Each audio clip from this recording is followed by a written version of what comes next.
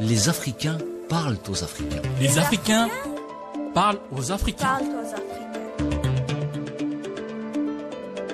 Une émission débat, D'idées sur l'actualité du continent, une vision singulière et une lecture authentique de tout ce qui concerne l'Afrique et sa place dans le monde. sous le signe de la sagesse africaine. Tout seul, On va plus vite. Ensemble, on va plus loin. On va plus loin.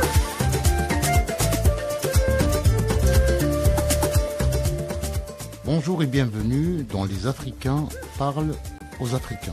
Depuis 2022, plusieurs pays de l'Afrique de l'Est et plusieurs universités mondiales célèbrent chaque 7 juillet la journée mondiale de la langue swahili. Le 23 novembre 2021, la 41e session de la conférence générale de l'UNESCO a proclamé le 7 juillet de chaque année journée mondiale du swahili. Cette célébration se veut surtout une volonté de promouvoir cette langue, je cite, comme phare pour la paix et le multiculturalisme renforcé. Fin de citation.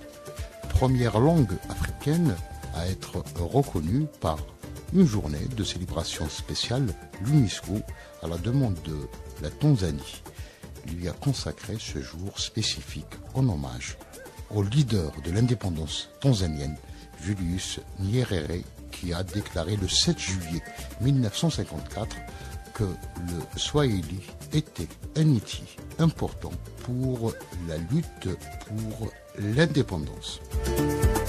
Avec près de 200 millions de locuteurs, le swahili est l'une des langues transfrontalières les plus florissantes. Le swahili est la langue nationale en Tanzanie, au Kenya, en République démocratique du Congo. C'est une langue parlée aussi au Burundi, dans le nord du Mozambique, en Ouganda, au Rwanda, au sud de la Somalie, au Malawi et en Zambie. Elle est la langue officielle de la communauté d'Afrique de l'Est, de la communauté du développement de l'Afrique australe et de l'Union africaine. Jumbo Africa. L'émission d'aujourd'hui, vous l'avez compris, sera consacrée à cette langue parlée par 200 millions d'Africains. les Africains parlent aux Africains. Les Africains parlent aux Africains. Samuel Akizemana, bonjour. Bonjour. Mzor El-Hini, bonjour. Bonjour. Moïse Self, bonjour. Bonjour. Et Abdallah Issouf, bonjour. Bonjour Hassan. Voilà une langue, Samuel, qui est aujourd'hui revalorisée depuis 2001 par l'UNESCO. Oui, déjà commençons par Jumbo Africa. Oui, le Swahili, on peut le dire, ça a maintenant été valorisé. On peut dire parmi les différentes langues qui composent l'Afrique, le Swahili est l'une des langues qui a été reconnue et valorisée. Non seulement par l'UNESCO, mais on peut le dire aussi par l'Union africaine, parce que parmi les langues officielles de l'Union africaine, là en parlant de l'anglais, l'arabe, le français, il y a aussi le Swahili qui a été reconnu par l'Union africaine comme langue officielle, langue du travail de l'Union africaine. Au-delà de ça, en fait, on peut reconnaître déjà que le Swahili, vous avez dit 200 millions de personnes, donc on peut le dire aussi cartographiquement, parce qu'on peut aller déjà des îles Comores jusqu'à la Somalie. Donc on prend toute l'Afrique de l'Est, langue Swahili est parlée.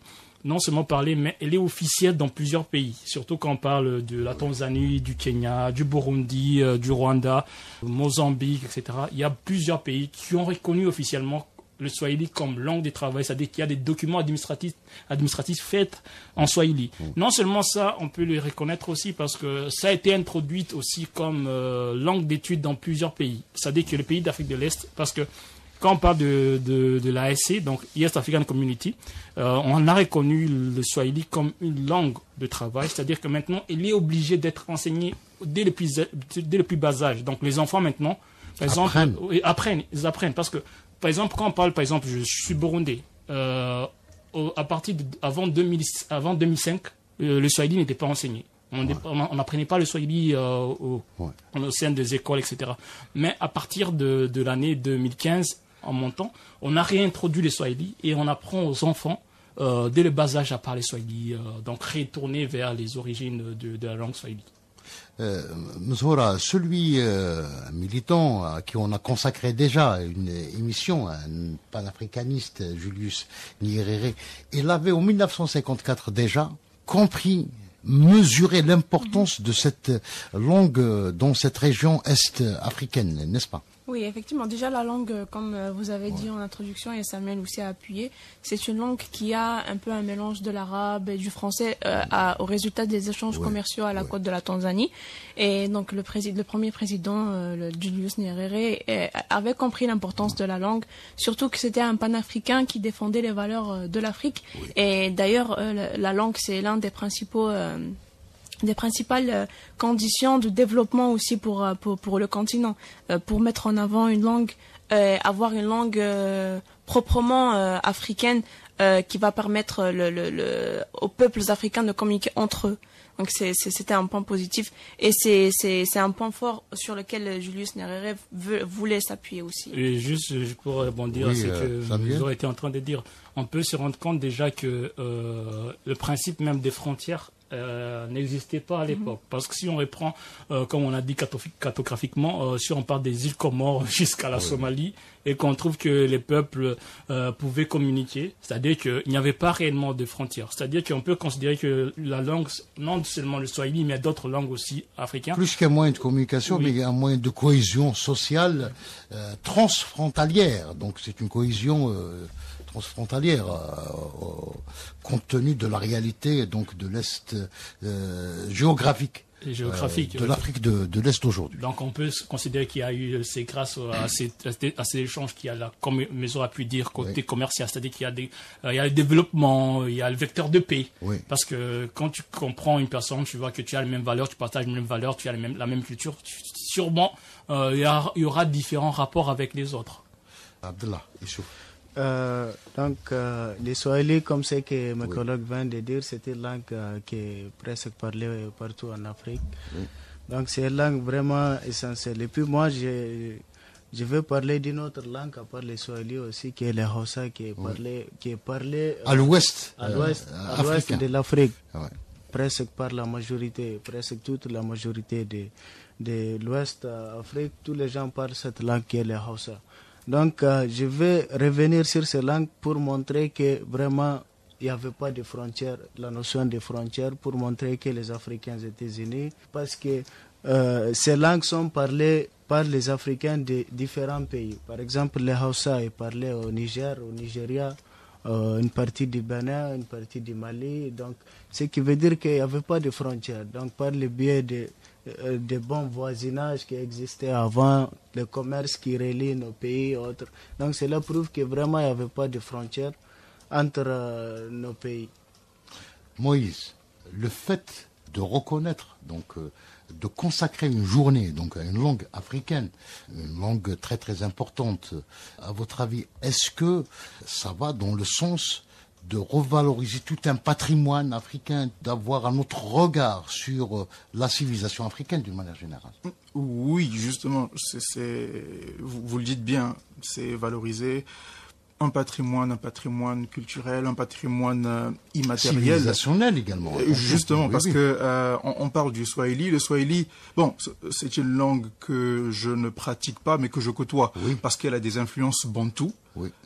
Tout comme le lingala que je parle, qui est parlé au Congo-Brazzaville, ce qui fait que du fait qu'on partage les mêmes influences, on a des mots consonants, des mots qui sonnent de la même manière, des mots qui se ressemblent, et cette valorisation de cette langue, pour moi, c'est un grand pas dans le panafricanisme, pour le panafricanisme, l'Afrique aux Africains, pour les Africains. Et moi, j'espère que les choses se feront de la même manière en ce qui concerne ma langue, c'est-à-dire le lingala. Ça me rappelle quelque chose d'important, je sais que Moïse était en train de dire. Il a parlé des langues bantoues. En fait, ça me rappelle, il y a une personne qui vient de l'Afrique du Sud, il te dit, quand il entend une personne parler par exemple le Swahili, il te dit, même si je ne parle pas Swahili, mais je me retrouve dans le Swahili. Parce que le Zoulou est commune aux langues bantou. C'est-à-dire que, que ça revient, il y a des similitudes, c'est-à-dire qu'il y a des choses que tu peux comprendre, même si tu ne parles pas Swahili. C'est la même chose pour l'arabe. Moi, quand j'ai entendu le Swahili aussi, il y a des mots en arabe qui reviennent. Donc, juste un exemple simple pour les auditeurs quand on parle de Kawa. Kawa, c'est Swahili. C'est Swahili. Kawa, c'est, comme vous entendez, Kawa, c'est Swahili aussi. Donc, il y a cette similitude-là. Alors, nous savons que les langues sont des vecteurs importants de communication, de dialogue entre les cultures, mais également entre les peuples. Est-ce que le fait aujourd'hui d'avoir cette considération à une langue africaine est quelque chose d'important, M. Voilà? Bien sûr, moi je trouve que c'est un truc, c'est un point très important à considérer, une langue africaine qui aura représenté tout le continent africain et à savoir, c'est carrément dire que l'Afrique a une histoire et l'Afrique a des langues en dehors des langues coloniales qui nous amène. D'ailleurs, même quand on voit le président Macron qui tient tellement que les anciennes colonies françaises, que les pays africains, anciennes colonies françaises, parlent toujours le français. C'est là où on voit l'importance d'une langue. Et d'ailleurs, c'est là où on voit aussi que le Swahili, on doit le valoriser. Et partout en Afrique, le parle, et surtout que c'est une langue officielle dans l'Union africaine. Donc, c'est notre responsabilité de faire cette promotion pour la langue et d'apprendre à parler le Swahili. Alors, l'un des meilleurs écrivains, Issouf Kignon, en 1967, il avait publié une tribune dans un magazine très très important où il avait exhorté l'ensemble des écrivains africains à valoriser leur langue, à écrire dans leur propre langue maternelle. Et puis, à l'époque, personne ne l'a écouté. Et voilà, quelques années plus tard, c'est tout le monde qui défend aujourd'hui cet héritage, ce pan entier du patrimoine africain, à savoir ces langues africaines. Moi, je pense que c'est une très noble initiative, le fait de valoriser le Swahili en tant que langue officielle au niveau non seulement de l'Union africaine, mais pourquoi pas l'Afrique tout entière? Pourquoi les États-Unis de l'Afrique, on ne peut pas avoir notre langue? Pourquoi ne pas valoriser les Swahili? Parce que déjà, le Swahili, c'est une langue qui est parlée par plus de 14 pays. Plus de 200 millions, vous l'avez mentionné. Au niveau de l'introduction, plus de 200 millions des Africains parlent le Swahili. Donc pourquoi ne pas valoriser cette langue pour avoir une langue commune au niveau de toute l'Afrique? Parce que quelle qu'en soit la civilisation, quelle qu'en soit l'histoire, si on arrive à écrire notre histoire, si on arrive à exprimer notre histoire, avec une langue que tout le monde peut comprendre, quel qu'en soit, si on a étudié ou pas, une langue qui est commune à tous les Africains, même s'il y a des petites différences, parce que comme ce que Samuel vient de dire, il y a des langues, il y a des dialectes qui sont directement connectés à Swahili. Donc la personne qui connecte les autres dialectes, il peut facilement intégrer et comprendre les Swahili. Je pense que Samuel veut rajouter quelque chose. Je voulais ajouter quelque chose. En fait, ça me rappelle une chose. En fait, c'est cette côté mentalité que nous devons changer en Afrique. Parce que je me rappelle, à une époque, on nous disait, si tu es civilisé, tu dois parler le français. Oh là là, ça me touche un point. Parce que quand tu parlais pas français, tu parlais pas, tu es arriéré. En fait, on s'est trompé, parce que c'est là où moi je viens de revenir sur ce que vous disiez, monsieur Hassan Arabe, sur le grand écrivain kenyan, où il avait compris l'importance de langue. Parce que quand tu écris, quand tu transmets, le savoir, il faut le transmettre dans une langue que la population est capable de comprendre. Exactement. Parce que la plupart des personnes, qu'on le veuille ou pas, il y a des endroits où les gens ne savent pas parler français, ils ne savent pas parler anglais. Si tu veux transmettre une idée, il faut le transmettre dans une langue que les gens vont comprendre. Et la langue la plus primordiale que tu puisses comprendre, c'est là où il faut utiliser. C'est-à-dire que c'est là où ça revient, parce que même il y a certains de nos écrivains, ils se disaient, non, je dois toujours écrire en français et en anglais. En anglais. Parce qu'il veut montrer qu'il est civilisé, qu'il est intellectuel.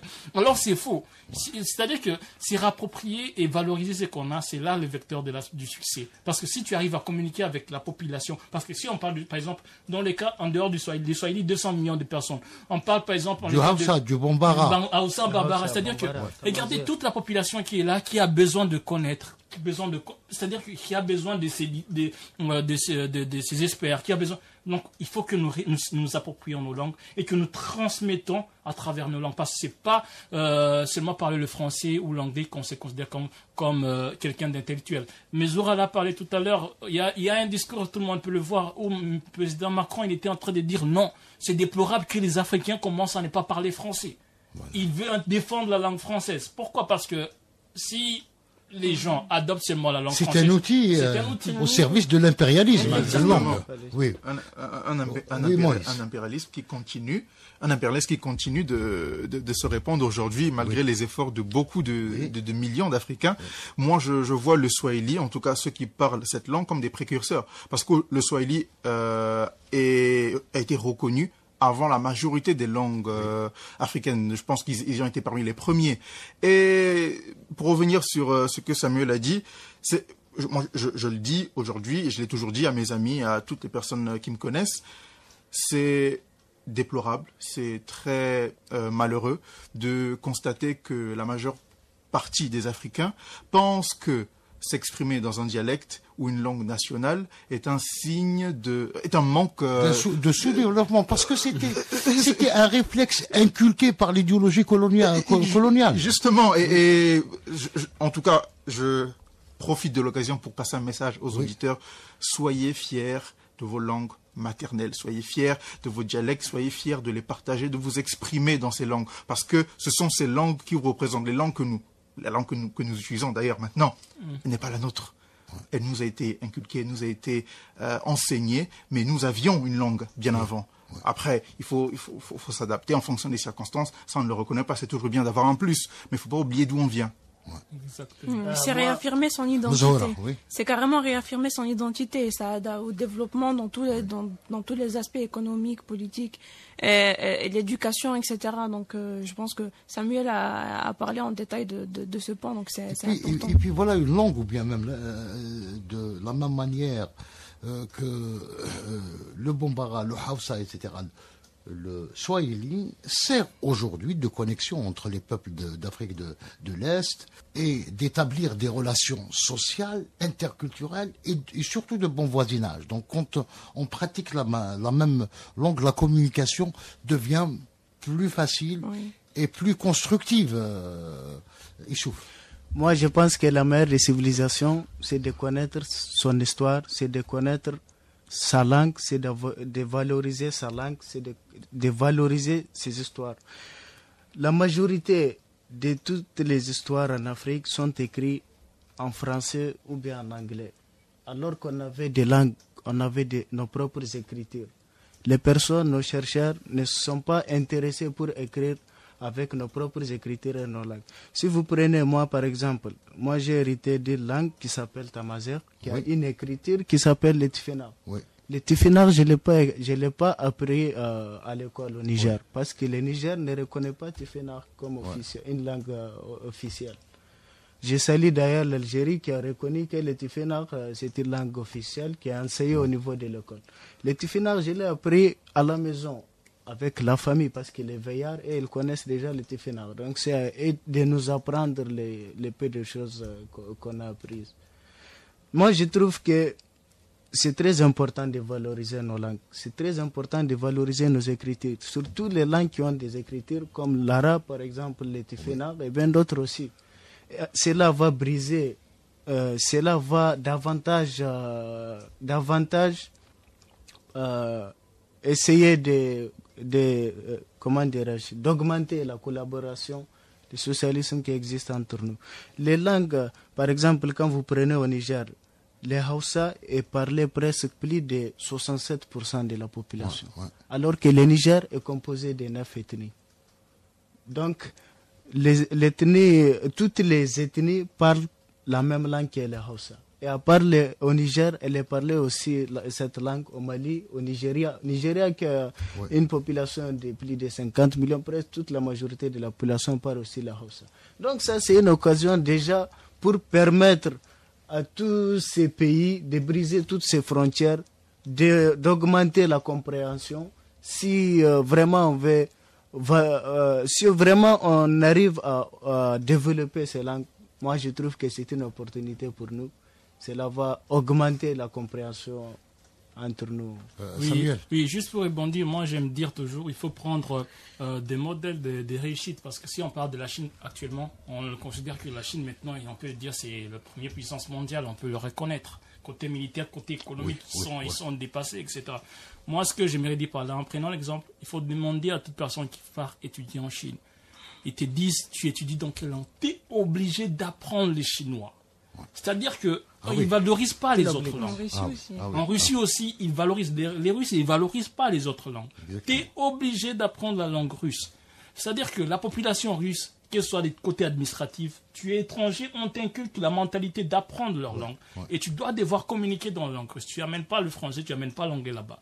L'anglais et le français, vous l'utilisez autre part. Mais chez eux, c'est-à-dire que nous, en tant qu'Africains, nous devons apprendre aussi à valoriser ça. Surtout le côté où on doit être fier de nos langues. Parce que si on veut communiquer, si on veut donner le savoir, c'est-à-dire que si on a des connaissances et qu'on n'arrive pas à transmettre les connaissances à la majorité de la population, nous serons toujours perdants. Parce qu'il faut comprendre que la langue, c'est un moyen de communication. Et on aime toujours le dire, la communication est une arme de construction. C'est-à-dire que si on n'arrive pas à communiquer avec toute notre population, on va arriver à rien. C'est-à-dire que si on n'arrive qu'à communiquer, parce que en pourcentage, combien de personnes, par exemple, je parle de certains pays. Moi, je viens du Burundi. Si on me demandait combien de personnes, la majorité de personnes parlaient français au Burundi, je vais te dire c'est 10% de la population qui parle français. Et si oui, parce qu'on n'est pas de français. On n'est pas de français et c'est normal. En fait, c'est ça que les gens doivent même comprendre. On n'est pas de français. C'est-à-dire que les gens qui parlent français, c'est des gens aussi qui ont côtoyé certaines universités, etc. C'est minime. Maintenant, revenons sur le côté, on veut transmettre l'information au Burundi. Si on transmet l'information au Burundi en français, on tue la population, parce que la population ne va rien comprendre. En fait, Nelson Mandela l'a bien dit, parce que dans les citations que Nelson Mandela aimait toujours dire, c'est si vous parlez à un homme dans une langue qu'il comprend, cela va dans sa tête. Mais si vous lui parlez dans sa langue maternelle, cela va dans son cœur. Donc, et Frantz Fanon aussi a dit, parler une langue, c'est assumer un monde et une culture. Donc, si une langue meurt, c'est tout un monde qui s'écroule. Justement, il y a un éveil aujourd'hui. Les Africains sont plus sensibles à ce message de Mandela et de Fanon, parce qu'il y a beaucoup d'écrivains qui écrivent des romans, qui écrivent des poèmes dans leur langue maternelle, les langues africaines. Justement, moi, je pense que moi, en tant qu'Africain, je ne suis pas obligé de parler ni l'anglais ni le français. Il y a une chose à comprendre. À force maintenant d'embrasser d'autres civilisations, on fait la promotion des civilisations étrangères au lieu de faire la promotion de nos civilisations africaines. Oui. Pourquoi? Je m'explique. Parce que maintenant, quand une personne est devenue un intellectuel, s'il n'arrive pas à s'exprimer en anglais ou en français, on le considère comme étant... Comme il n'est pas civilisé, ou bien il n'est pas intellectuel. Et tout. Moi, je pense qu'on doit tout pour faire valoriser nos langues. Les messages qu'on doit transmettre à d'autres populations, la majorité d'entre eux ne comprend pas le français ni l'anglais. Donc, on doit vraiment, le fait de valoriser les Swahili, vraiment, c'est un atout pour l'Afrique. Le fait d'avoir une langue commune pour les Africains, c'est vraiment un atout majeur qu'on doit tous, que tout Africain doit contribuer pour valoriser cette initiative. Moïse Sel. Oui, juste pour rebondir sur ce que Issouf a dit, Chinua Achebe, un Nigérien du Nigeria, a dit que l'histoire racontée par l'homme blanc a laissé trop de choses précieuses, des choses que seule la littérature africaine peut maintenant commencer à récupérer. Et c'est quelque chose avec quoi je n'aurais pas pu ne pas être d'accord, parce que lorsqu'on a perdu nos langues, lorsqu'on a perdu l'usage de nos langues, Messoura parlait tout à l'heure d'affirmation d'identité. On a perdu là une partie de notre identité culturelle, identité traditionnelle dans beaucoup de choses. Aujourd'hui, on pense qu'être moderne, c'est utiliser ce que les Blancs nous ont laissé et on oublie ce qu'on a eu. Donc, juste pour rebondir sur ce que Issouf et Messoura ont dit, nous devons prendre exemple. Je parle d'abord moi, le Congo, donc Congo-Brazza, Congo-RDC, parce que vu qu'on parle la même langue, le lingala, nous devons prendre exemple, c'est-à-dire faire le pas pour valoriser notre langue. Parce que figurez-vous qu'aujourd'hui, le lingala n'est étudié qu'à l'université, pour ceux qui font journalisme. Et ça, c'est déplorable parce que plus de 90% de la population parle lingala. Donc les langues, en fin de compte, d'Afrique, c'est des langues d'unité. C'est des langues d'unité. On peut dire que, moi je peux dire là maintenant, je viens de comprendre d'une part en disant, l'une des choses qui a fait qu'on nous a aussi un peu divisés, c'est-à-dire qu'on nous a retiré ce qui faisait notre identité et le moyen de communication. Parce que lorsqu'on communiquait tous ensemble et qu'on était tous unis, on résoudait les problèmes. On résoudait les problèmes parce qu'on arrivait à se comprendre. Ouais. Mais tant qu'une personne va commencer à parler anglais, tel français, etc., c'est bien, mais il faut commencer. Je dis que c'est bien de parler français, c'est bien de parler anglais. Bien sûr, il faut s'ouvrir sur les autres langues, etc. Mais pas au détriment des langues. Exactement. Voilà. Mais une des choses, il faut avoir cette fierté. Quand on veut transmettre un message, il faut le transmettre plus dans sa langue naturelle pour atteindre toute la population dont on a besoin. Et vous avez parlé des exemples. Il y a des gens qui avaient compris ça. Je pense que ce serait bien même dans une émission de parler de Cheikh Anta Diop qui ont écrit dans leur langue naturelle. Exactement. Il y a des gens qui ont compris ça et qui ont commencé à écrire des œuvres. Oui. Il y a plusieurs auteurs africains qui ont écrit dans leur langue naturelle. Et c'est une manière également. Donc valoriser ces langues, c'est une manière, on termine avec Mzaoura Al-Hayani, une manière de déconstruire le narratif colonialiste. Oui, sur l'Afrique, qui a été entretenu à propos donc de l'Afrique. Oui, on l'a dit tout à l'heure que en fait quand les Occidentaux sont venus en Afrique pour nous diviser, ils ont utilisé tous les moyens possibles. Et parmi ces moyens aussi, il y a l'usage des langues. Et tous les panafricanistes, tous les héros de l'Afrique ont dit il faut se débarrasser de ce que les colons ont laissé. Et parmi ça, je pense que la plupart ne comprennent pas. Quand on dit tout, il y a aussi la langue. Parce que même la langue était laissée, il faut réaffirmer sa langue pour réaffirmer son identité. Donc utiliser les langues africaines. C'est le mot de la fin de cette émission. Je tiens à vous remercier vivement, Mzaoura Al-Hayani, Samuel Akizimana, Moïse Self et Abdallah Issouf. Je remercie également les auditeurs d'Ifriqiya FM qui nous ont suivis aujourd'hui. À très bientôt pour un autre numéro des Africains parlent aux Africains.